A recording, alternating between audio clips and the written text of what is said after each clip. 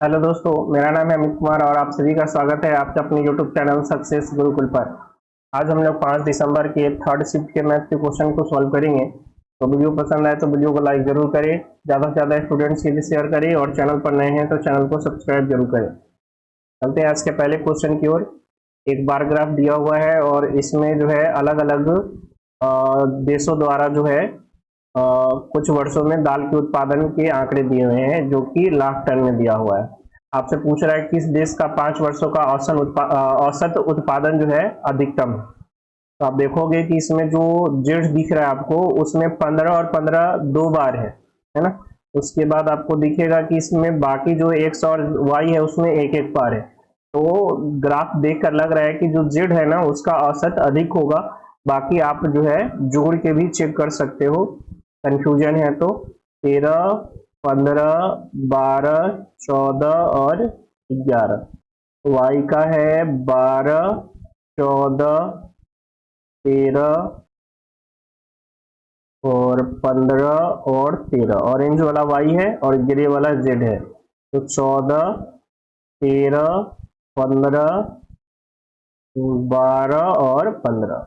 आप देखोगे ये 5 तो 50 ऐसे ही हो गए, 2 2 4 5 50, 8 और 2 10 60, 60 और 5 65, 50 5 6 9 9 14 और 3 17, 17 यानी 67। और ये देखोगे 7 और 5 12, 12 और 2 14 और 5 19 यानी 72। तो इसमें रिजल्ट जो है सबसे ज्यादा है। औसतन इसका औसत निकालने के लिए 5 से आप भाग कर सकते हो।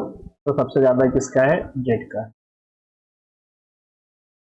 निम्नलिखित पाई चार्ट में गांव में घर के निर्माण में कई मदों पर 12 लाख रुपए का कुल व्यय का प्रतिनिधित्व करता है। अलग अलग दिया हुआ है, सीमेंट है, प्लास्टिक है, लकड़ी है, ईंट है, श्रम है, ठीक है, पत्थर है। तो यहाँ पर जो है पूछ रहा है कि सीमेंट, लकड़ी और प्लास्टिक पर खर्च किए गए कुल व्यय का कितना प्रतिशत है। सीमेंट कितना डिग्री है? 57 डिग्री। और लकड़ी है आपका 40 डिग्री। और प्लास्टिक जो है वो है 55 डिग्री। तो टोटल आप देखोगे 55 और 57 112 और 40 152, टोटल 360 डिग्री का कोण बनता है। और परसेंटेज बदलने के लिए 100%। तो एक जीरो से एक जीरो खत्म, 9 चक 36 और 4 के 12 और 8 चौका 32, यानी 380/9%। तो 9 चक 36, 2 9 एकम 9 और 2 2 2 यानी 41। 9 चक 36, 9 दूना 18, 42.22%। Option number 2। एक व्यक्ति पी से क्यू तक की यात्रा 50 किलोमीटर प्रति घंटा की चाल से करता है और अपनी चाल में 60% की वृद्धि करते हुए वापस लौटता है। दोनों यात्राओं के लिए उसकी औसत चाल क्या है? तो 50 में अगर 60% की वृद्धि कर देगा मतलब 160% हो जाएगा। एक जीरो से एक जीरो, एक जीरो से एक जीरो, 16 × 5 = 80 किलोमीटर प्रति घंटा। यानी 50 से आता है और 80 से जाता है। तो एवरेज स्पीड 2 × 50 × 80/50 + 80 130 हो जाएगा। एक जीरो से एक जीरो खत्म, 5 दूना 10 यानी 800/13 किलोमीटर प्रति घंटा। तो 13 छक 78, 2 13 एकम 13, 13 पचे 65 यानी 61.53 किलोमीटर प्रति घंटा। Option number 1। कह रहे tan ए 2/3 है तो इतना का मान निकालना है। 5 sin स्क्वायर ए -2 cos स्क्वायर ए बटा 15 sin square A plus 3 cos square A. तो अगर cos स्क्वायर से ऊपर भी और नीचे भी भाग कर दे तो ये क्या बन जाएगा? 5 tan स्क्वायर ए और यहाँ -2 हटा इसमें भाग कर दे तो 15 tan स्क्वायर ए प्लस का 3। अब tan ए का वैल्यू 2/3 दिया हुआ है तो tan स्क्वायर 4/9 हो जाएगा। तो 5 × 4/9 - 2 बटा 15 × 4/9 प्लस 3। तो 5 × 20 -18 यानी 2/9 और 15 चौक 60 और 27 यानी 87/9। 9 से 9 कैंसिल यानी 2/87। Option number 3। एक दुकानदार खरीदारों के लिए 3 प्रकार की छूट स्कीम प्रदान की जाती है। इनमें से किस स्कीम का छूट प्रतिशत सबसे अधिक है? अगर 10% की 2 क्रमिक छूट तो 10 + 10 - 10 × 10/100 जो कि 19% का हो जाएगा। फिर 15 और 5 का 1, तो 15 और 5 माइनस 15 गुना 5/100, जो कि 20 माइनस 75, 0.75 तो हो जाएगा 19.25%। और एक है 20% का, तो निश्चित है कि 20% वाला छूट सबसे ज्यादा जो है आपका क्या होगा, सबसे ज्यादा छूट देगा ये 20% वाला। तो ऑप्शन नंबर 1 हो जाएगा, केवल छूट स्कीम 3 जो है वो सबसे बेस्ट होगा। वैसे भी आप समझ सकते थे कि 10% का जो भी दो गुणनफल होगा ना, वो गुणनफल जितना ज्यादा होगा छूट उतना कम होगा। तो 10 गुना 10 100 हो जाएगा, तो इसका छूट, और 15 गुना 75 ये छूट। तो 75 जिसका गुणनफल है वो वाला छूट 100 वाला से ज्यादा बेहतर होगा, और एक अकेला 20 वाला तो इससे और बेहतर होगा, क्योंकि इसमें कोई गुणनफल ही नहीं होगा, है ना। तो ऐसे भी आप इसको समझ सकते थे। एक व्यवसायी सामग्री खरीदते और बेचते समय हर बार 12% दोषपूर्ण बातों का उपयोग करके धोखा देता है। केवल दोषपूर्ण बातों का उपयोग करके उसके साथ लाभ प्रतिशत में कितना वृद्धि हुई ये बताना है। तो ये क्वेश्चन हमेशा से विवादों में रहा है। एसएससी हमेशा इसका आंसर गलत दिया है। एसएससी इसमें क्या करता है, सक्सेसिव लगा देता है, 12 + 12 + 12 गुने 12/100, ठीक है, जो कि हो जाता है 25.44%। और आप देखोगे ऑप्शन में ये है भी, और इसको ही सही आंसर एसएससी ने दिया है, लेकिन ये सरासर गलत है। ठीक है, क्यों गलत है ये समझिए। 12% जब खरीदने गया उस समय 12% बेईमानी किया, मतलब क्या, 100 केजी लाना था उसको, तो इसके बदले उसने कितना लाया, 112 केजी लाया। ये खरीदते समय हुआ। और बेचते समय क्या बेईमानी करता है कि ग्राहक को अगर 100 केजी देना है तो वो कितना दे रहा है, 88 केजी दे रहा है। ठीक है, 88 केजी दे रहा है। अगर हम ये मान लें कि 1 केजी का मूल्य 1 रुपया है, 1 केजी का 1 रुपया मूल्य है, तो उसने 88 रुपए यानी 88 केजी के लिए कितने रुपए लिए ग्राहक से, 100 रुपए लिए। क्यों लिए, क्योंकि 88 केजी दे रहा है, लेकिन ले रहा है 100 केजी का, ग्राहक को 100 केजी कह के दे रहा है। तो 1 केजी का यहाँ पे मूल्य कितना हो जाएगा, 100/88। और वो जो बेचेगा वो 100 तो नहीं बेचेगा, लेकर आया 112 केजी, तो 112 केजी बेचेगा। तो 112 केजी का दाम कितना हो जाएगा, 112 केजी का दाम हो जाएगा 100 गुना 112/88, यही उसका मूल्य हो जाएगा। तो यहाँ से आप इसको कैंसिल करोगे, 4 से 22 से 4 बार में, और ये 25 चौका 100 हो जाएगा, और 2 से ये 11 बार में, तो ये 56 दूना क्या हो जाएगा, या इसी को आप 8 से काट देते, ठीक है, 100 रहने दो। तो 100 गुना 112/88, 11 से ये 8 बार में, और 8 से कट जाएगा, 8 एकम 8, 8 छक 32, 14 बार में, यानी 1400/11% इसको टोटल लाभ होता। ठीक है, क्योंकि 100 रुपया उसको लगा था और इतना में वो बेच रहा है, ये रुपये में है, वैसे ये रुपए में है, तो कितना हो जाएगा, 11 एकम 11, 3, 11 दूना 22, और 11 एकम 11, 3, 11 दूना 22, 8, 11 सते 77, 3, 11 दूना 22, 11 सते 77, इतना रुपया में उसको बेच रहा है। तो खरीदा था 100 केजी यानी 100 रुपया का, और बेच रहा है 127.27 रुपए का, मतलब क्या, 27.27 रुपया फायदा है 100 रुपया में, यानी इसको परसेंटेज बोल सकते हैं। तो एक्चुअल में इतना बेनिफिट होगा दुकानदारों को 27.27% का। ठीक है, लेकिन ये दे रखा इतना, तो पता नहीं, अब एसएससी इसका जाने। आपको जब भी ये क्वेश्चन आगे दिखे एग्जामिनेशन में तो आप सक्सेसिव ही लगाना।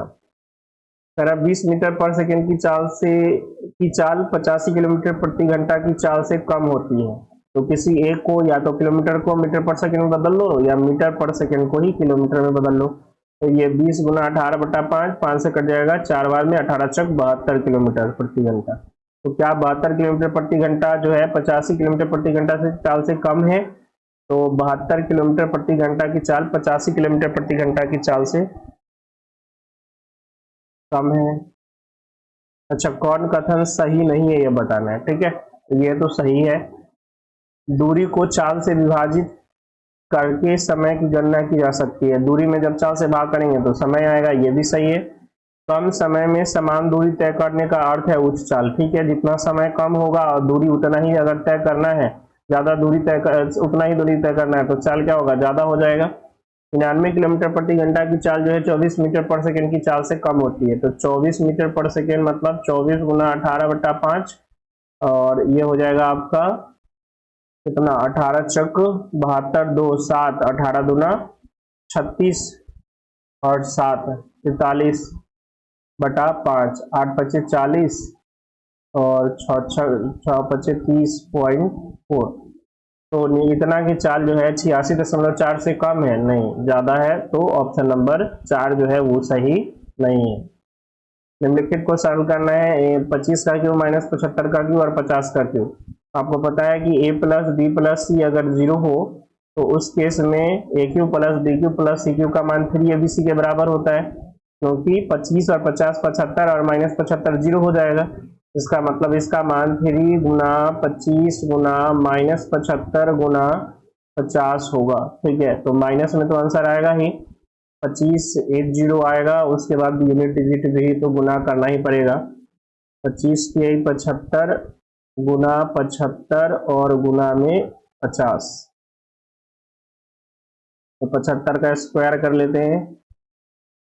25 25 2 7 5 35 गुना 70 70 और 2 72 7 7 49 और ये 56 और इसमें गुना करने हैं 50 से, तो 0 25 25 2 5 गुना 10 2 12 1 6 25 30 1 और 3 25 25 और 3 28, तो minus 28 125 0 minus 28 125 0 option number A. या आप ऐसे भी चेक कर सकते थे कि 50 5 और 5 है, 3 5 है, तो एक जो है आपका जो 3 डिजिट है वो 125 या 250 या इस तरह से 500 इस तरह से जाएगा, और ऑप्शन आप देखोगे इसमें 450 है, तो ये ऐसे ही खत्म हो जाता है। ठीक है, इससे भी आप चेक कर सकते थे। 40 आदमी एक काम को 15 दिनों में पूरा कर सकते हैं। उनके काम शुरू होने के 3 दिन बाद 20 और आदमी उनके साथ जुड़ जाए, यह काम कितने दिनों में पूरा होगा? तो 40 आदमी जो है 40 आदमी 15 दिनों में काम पूरा कर सकते थे। उनके काम शुरू होने के 3 दिन बाद 20 और आदमी आ गए, तो 3 दिन तक 40 आदमी काम किया। ठीक है, 3 दिन तक 40 आदमी काम किया, 20 आदमी और आ गया, 20 आदमी और आ गया तो 60 हो गया। अब 60 आदमी ये कितना दिन काम करेगा कि ये पूरा काम कंप्लीट हो जाएगा? तो यहाँ से हो गया, इधर कॉमन ले ले तो 40 गुना 12 इक्वल टू 60 गुना x, तो 1 0 से 1 0 ये खत्म और 6 गुना 12 खत्म, यानी x बराबर 8 दिन। यानी 8 दिन कब लगा? ये 20 आदमी आने के बाद 8 दिन लगा, और पहले 3 दिन लग चुका था, यानी काम कितना दिन में कंप्लीट हुआ? काम जो है 11 दिन में कंप्लीट हुआ, ऑप्शन नंबर 4। कह रहा है 100 का स्क्वायर माइनस 99 का स्क्वायर, तो ये अभी तक का तीसरा रिपीटेशन है इस क्वेश्चन का, है ना। इससे पहले के शिफ्ट में भी ये क्वेश्चन आ चुके हैं। तो इसका मतलब क्या हुआ? 100 प्लस 99 इंटू 100 माइनस 99 तो 1 हो जाएगा। इसी तरह 98 प्लस 97 और ये सिलसिला जो है आखिरी 12 प्लस 11 तक चलेगा। तो इसमें टोटल पद कितने हो जाएंगे? तो 11 से लेकर 100 तक 90 पद, तो n/2 into first term plus last term, तो फर्स्ट टर्म 11 और लास्ट टर्म 100, तो ये हो गया 45 गुना 111, यानी इसमें गुना कर ले तो 4 5 4 5 और 4 5 5 9 9 4, ऑप्शन नंबर 4567 में वह कौन सी छोटी से छोटी संख्या जोड़ी जाए कि योगफल जो है 7 से विभाज्य? तो 7 से भाग करेंगे, इसमें 7 छक 42 3 45 67 में अगर हम 7 से भाग करेंगे तो 7 छक 42 3 6 7 पचे 35 1 7। अब इसमें कितना जोड़ा जाए जो ये 7 से कट जाए? तो इसमें अगर 4 जोड़ेंगे तो 21 बनेगा, और 21 7 से पूरा पूरा कट जाएगा, तो ऑप्शन नंबर 1। त्रिभुज एबीसी में कोण बी और कोण सी का आंतरिक समविभाजक 105 डिग्री के कोण पर प्रतिच्छेद करते हैं, तो एंगल ए का मान। तो आप सभी को पता है कि अगर त्रिभुज एबीसी का बी और सी का कोण समविभाजक यहाँ 105 डिग्री का कोण बना रहा है, जो कि क्या होता है 90 प्लस एंगल a/2, और यही 105 है, तो यहाँ से एंगल a/2 आपको मिल जाएगा कितना? 15 डिग्री, यानी एंगल ए हो जाएगा 15 दूना 30 डिग्री, ऑप्शन नंबर 4।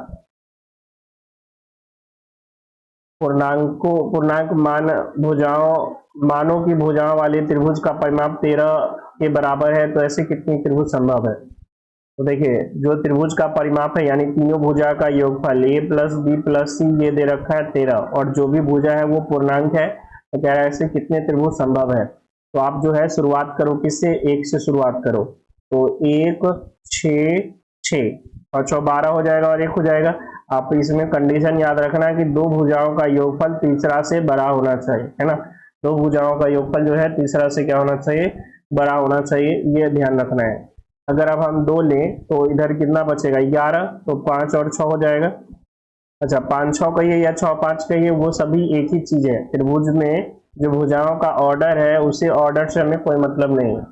फिर अगर हम 3 लें, अच्छा 11 और कुछ हो सकता है, तो 11 आप देखोगे 11 में आप 3 और जैसे 4 और 7 भी ले सकते थे, लेकिन जब 4 और 7 लेंगे तो 2 और 4 6 का जो योग होगा वो 7 से कम हो जाएगा, तो ये त्रिभुज का निर्माण नहीं करेगा, है ना।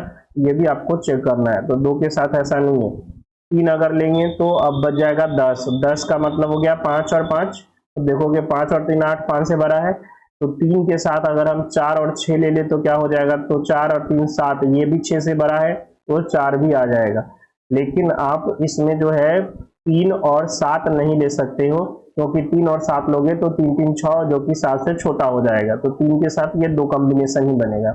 अगर हम 4 लेते हैं तो बचेगा 9, तो 9 में आप क्या ले सकते हो, 4 और 5 ले सकते हो, क्योंकि 4 और 4 8, 5 से बड़ा है। अब 9 में आप सोचोगे कि 3 और 6 ले ले, तो 3 और 6 अगर आप लोगे तो वो पहले से मौजूद है, यहां से अब रिपीटेशन आ जाएगा, याद रखिए 3 और 6 फिर से रिपीट हो जाएगा। यानी इससे आगे कोई भी मान लेंगे तो आपको दिखेगा बन तो रहा है, लेकिन इसी में से सब रिपीटेशन है। जैसे 5 लेंगे तो 2 6 लेना पड़ेगा, 5 2 6 पहले से मौजूद है। मान लीजिए आप 5 लिए, 3 5 लेंगे तो फिर पहले से मौजूद है। यानी इसके आगे कुछ भी आप लोगे तो रिपीटेशन स्टार्ट होगा, इसी में से कोई आ जाएगा। यानी कितने त्रिभुज बन गए, 1 2 3 4 और 5, 5 त्रिभुज इसे बन जाएंगे। सही बीजीय व्यंजक का चयन कीजिए। तो सबसे पहले तो यहाँ देखिए कि अगर ए बी 0 होगा तो ए बी 0 होगा तो इन सब का वैल्यू 1 होना चाहिए। आप देखोगे इसमें माइनस से गुना 1 माइनस हो जाएगा, तो ये खत्म हो जाएगा। ये प्लस का है, मे भी हो सकता है, ये चेक करेंगे बाद में। यहाँ देखिए फिर से गुणनफल -1 देगा, नहीं होगा, ये हो सकता है। 2 ऑप्शन है। अब यहाँ सोचने वाली बात है कि ऑप्शन 2 में जो मैक्सिमम पावर है वो 2 है, और यहाँ गुना जब करेंगे 1 2 3 4, तो मैक्सिमम पावर जो आपको दिखेगा वो 4 दिखेगा, तो ये भी खत्म हो गया, बच गया ऑप्शन नंबर 4। ऐसे आप इसमें से कॉमन भी ले सकते हो, a कॉमन लेंगे तो b -1 और -1 कॉमन लेंगे तो b -1, यानी b -1 कॉमन लेके ये क्या बन गया, a -1, ठीक है। तो a -1 इंटू b -1 फैक्टर हो जाएगा ऑप्शन नंबर 4 का।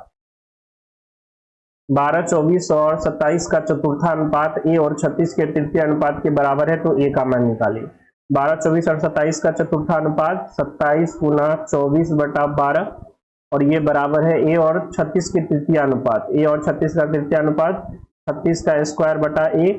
तो यहाँ से a का मान निकालना है, तो a बराबर हो जाएगा 36 गुना 12 बटा में 27 गुना 24, तो 12 से कट जाएगा ये 2 बार में, 2 से ये कट जाएगा 18 बार में, 2 से ये कट जाएगा 3 बार में, और 3 से ये कट जाएगा 12 बार में। यानी a का वैल्यू कितना आ गया, 12 दूना 24, ऑप्शन नंबर 3।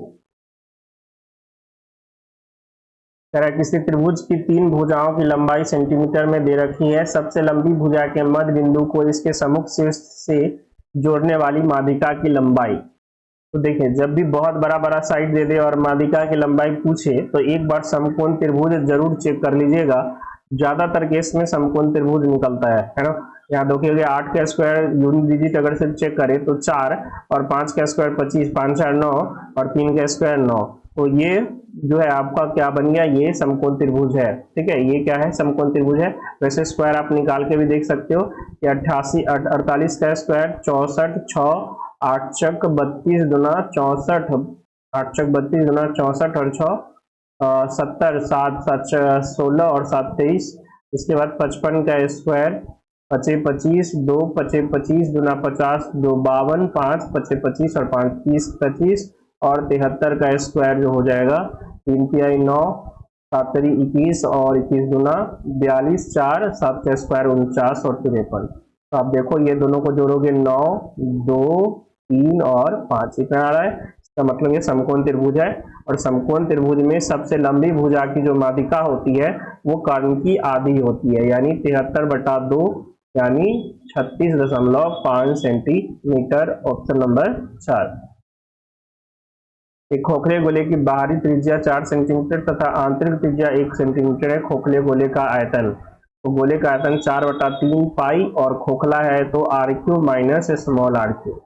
तो 4/3 पाई और ये हो जाएगा कितना 64 माइनस 1 यानी 4/3 पाई गुना 63, 3 से कट जाएगा ये 21 बार में, 21 चौका 84 पाई सेंटीमीटर क्यूब। Option number 2। जो है एक संगठन का 2015 में स्थापना के विभिन्न कर्मचारियों का एक डेटा दिया हुआ है। आपसे पूछ रहा है वर्ष 2019 में संगठन में कार्यरत लेखाकारों की कुल संख्या कितनी थी। तो 2019 में जो है, इससे पहले भी तो जो है व्यक्ति आए होंगे, जो कर्मचारी है वो आए होंगे, ठीक है। तो लेखाकार में टोटल आपको देखना पड़ेगा कि टोटल 19 तक शामिल कितने हुए और 19 तक छोड़े कितने गए। तो देखो शामिल हुए 35 और 26, 61 और 15, 76 और 20, 96 और 14, 96 और 14, 110 शामिल हुए और छोड़ गए इतना में 21 और 38, 21 और 38 59 और ये 83 छोड़ गए और 110 शामिल हुए, यानी अभी कार्यरत कितने हैं तो 17 और 10 27 अभी कार्यरत है 2019 तक। Option number 2। दी गई तालिका में आय दिया हुआ है डॉलर में, तो नीचे दिए गए प्रश्न के उत्तर देने हैं। एडम के मामले में बोनस से होने वाली आय बकाया से होने वाली आय का कितना प्रतिशत है। एडम के मामले में बोनस से होने वाला है, एडम ये है, बोनस से हो रहा है 90 और बकाया से हो रहा है 200। तो बकाया से होने वाली आय से का कितना प्रतिशत है, यानी 90 जो है 200 का कितना प्रतिशत है ये बताना है। तो ये 2 जीरो से 2 जीरो खत्म और 90/2 45%। Option number 2। मिस्टर एक्स की मासिक आय $26,500 है और उनकी मासिक व्यय $20,500 है। अगले वर्ष उनकी आय में 12% की वृद्धि हुई, व्यय में 6% की वृद्धि हुई, तो उनके बचत में कितने प्रतिशत की वृद्धि होती है। तो 26,500 आय है और व्यय है इनका 20,500, तो इनका रेशियो निकाल ले, 5 से कट जाएगा 5 चौक 20, 5 एकम 5, 5 25 और 5 1 15, यानी इनका जो सेविंग है वो कितना हो जाएगा 12 यूनिट। अब कह रहा है कि अगले वर्ष उनकी आय में 12% की वृद्धि हुई, तो इसका 12% निकालेंगे, 12 तिहाई 36, 3 और 12 पच्चे 60 और 3 63, यानी 6.36 की वृद्धि हुई, जबकि उनके व्यय में 6% की वृद्धि हुई, तो 6 6 चक 24 यानी 2.6 की वृद्धि हुई। इसका मतलब बचत में कितना वृद्धि हो जाएगा 6.36 में से 2.46 घट गया 0 9 और इधर 5 में से 2 गया 3, यानी इसमें वृद्धि हुई 3.90 की। तो 12 में वृद्धि हुई 3.9 की और परसेंटेज बदलने के लिए 100%, यानी 390/12, तो ये जो है 6 से कट जाना चाहिए, 6 1 36 और 6 5 30, यानी 65/2 बोले तो 32.5% की वृद्धि हो गई इनके बचत में। एक राशि साधारण ब्याज पर निवेश करने पर 2 वर्ष तथा 6 महीने में स्वयं की 17/10 गुनी हो जाती है, तो ब्याज की वार्षिक दर क्या है। मतलब मूलधन 17 था तो राशि मूलधन 10 था तो राशि कितनी हो गई 17 हो गई, तो ब्याज कितना मिला 7 ब्याज मिला, ठीक है। और टाइम लगा है 2 वर्ष 6 महीना, यानी 5/2 टाइम लगा है। तो आपसे पूछा है दर बताइए, तो ब्याज बराबर मूलधन गुना समय गुना दर बटा 100। यहाँ से 1 जीरो से 1 जीरो खत्म, 5 दूना 10 खत्म, तो R बराबर हो जाएगा 7 गुना 4 यानी 28%। Option number 3। Cot square minus cos square का वैल्यू पूछ रहा है, तो कॉट स्क्वायर में फॉर्मूला क्या लिख सकते हैं, cos square by sine square A और माइनस का कॉस स्क्वायर ए। यहाँ से कॉस स्क्वायर ए कॉमन ले लेंगे तो 1 माइनस साइन स्क्वायर ए बटा साइन स्क्वायर ए, और 1 माइनस साइन स्क्वायर ए क्या होता है, कॉस स्क्वायर ए, और cos square by sine square को क्या लिख सकते हैं, कॉट स्क्वायर ए, तो cot square A into cos square A. Option number 4। यदि थीटा एक न्यून कोण हो तो टेन थीटा और प्लस कॉट थीटा 2, इसका मतलब थीटा 45 डिग्री है, तो tan square theta plus cot square theta plus 2 10 पे पावर 5 थीटा इंटू कॉट पे पावर 4, तो ये 1 का स्क्वायर 1, 1 का स्क्वायर 1 प्लस 1 इंटू 2 इंटू 1 पे पावर 5 1, 1 पे पावर 4 1, तो 2 प्लस 2 कितना हो जाएगा 4। Option number 3। 5 अंकों की सबसे बड़ी संख्या ज्ञात कीजिए जो 11, 33 और 9 और 121 से विभाज्य हो। तो सबसे पहले तो अगर इन सब से विभाज्य है 11 से, 33 से, 99 से और 121 से, तो 11 से होना चाहिए और 3 से होना चाहिए और 9 से होना चाहिए, तो 9 से तो सभी हो रहे हैं इसमें। 11 से होने के लिए 9 0 और इधर हो गया 9 0 और 9 यानी 18 और 9 प्लस 0 माइनस 9, तो ये 11 से डिविजिबल नहीं है। 0 9 और 9 18 ये 11 से डिविजिबल है, और 9 और 9 18, 9 9 18 ये भी 11 से डिविजिबल है। 9 9 18 और 9 27 और 0 ये 11 से डिविजिबल नहीं है। तो बाकी 9 से आप चेक करोगे तो 9 से सब डिविजिबल है, यानी आपको निकालना ही पड़ेगा। दूसरा और क्या तरीका हो सकता है इसका चेक के लिए, सिर्फ दो ही तो नंबर है, 11 है और 3 है और 9 है, इसी से डिविजिबल होना चाहिए, और दोनों नंबर जो इससे डिविजिबल है तो आपको अब निकालना ही पड़ेगा। अच्छा, ये भी कह रहे हैं कि 5 अंकों की सबसे बड़ी संख्या, ठीक है, तो 99,990 बड़ा है या 99,099 बड़ा है, बड़ा तो ये भी है, ये भी हो सकता है और ये भी हो सकता है, चेक करना पड़ेगा। तो निकाल लीजिए इसका एलसीएम, 33 और 99 का 99, 99 और 11 का 99, 99 और 121 का, यहाँ से अगर 11 कॉमन ले ले तो 9 और ये 11, यानी टोटल हो जाएगा 9 9 2 18 और 9 1 10, 289।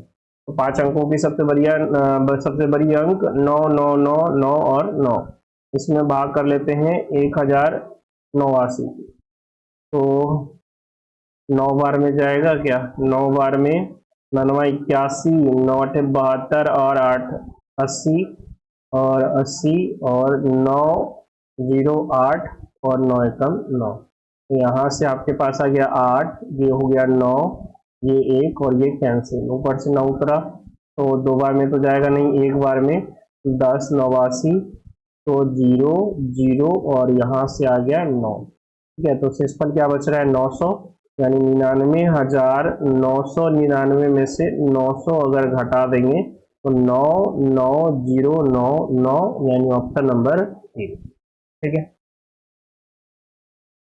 एक गोलार्ध का आयतन दिया हुआ है 19,404 सेंटीमीटर क्यूब, तो उस गोलार्ध की त्रिज्या क्या होगी।